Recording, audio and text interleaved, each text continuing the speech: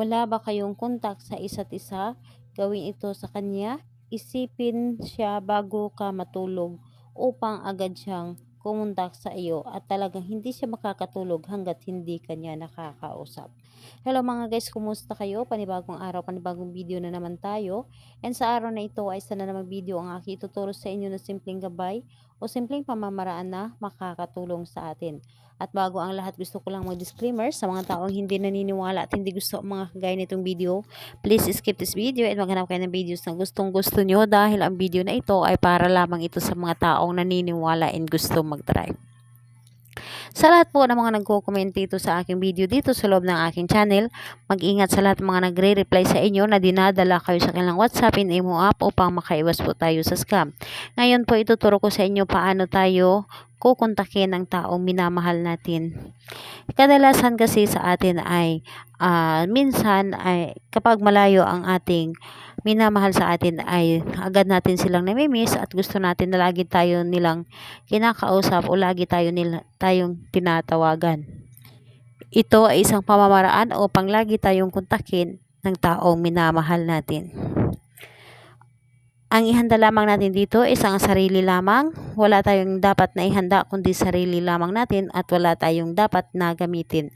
So dito po is kailangan mo lamang dito humigop ng malakas na energy at siguraduhin na gustong-gusto mo itong gawin at siguraduhin na wala ka mga iniisip na mga problema upang magawa mo ang ritual na ito. So, kapag ready ka na, ay pwede mo na itong umpisahan. Ang gagawin mo lamang dito, isipin mo lamang siya bago ka matulog sa gabi. Kumuha ka ng kanyang larawan, titigan mo lamang siya ng buong puso at ipapasa mo doon ang buo mong pagmamahal sa kanyang larawan. Titigan mo siya na para bang tinitigan mo siya ng personal. At kapag natitigan mo siya, ibulong mo lamang ang iyong nais. Sabihin mo lamang dito, hindi ka makakatulog sa kakaisip sa akin. Hindi ka mapakali hanggat hindi mo ako nakakausap. Ako at ako lamang ang iyong iisipin. Ako at ako lamang ang iyong hahanapin sa bawat gabi.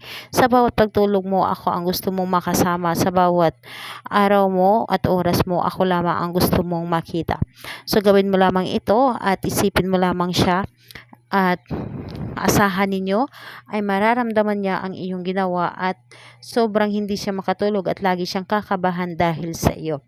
So kung magtatanong ka kung kailan ito pwedeng gawin ito bago ka matulog sa gabi, kahit anong oras at araw pwede.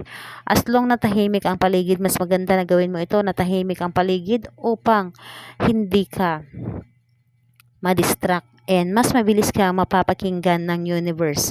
Napakabisa nito, napakasimple lamang, ngunit napakaganda ang talad nito. Gawin mo ito na may buong pagmamahal at puso at buo ang loob. So, ayan po. Salamat po sa inyo. Bye-bye everyone. God bless us all.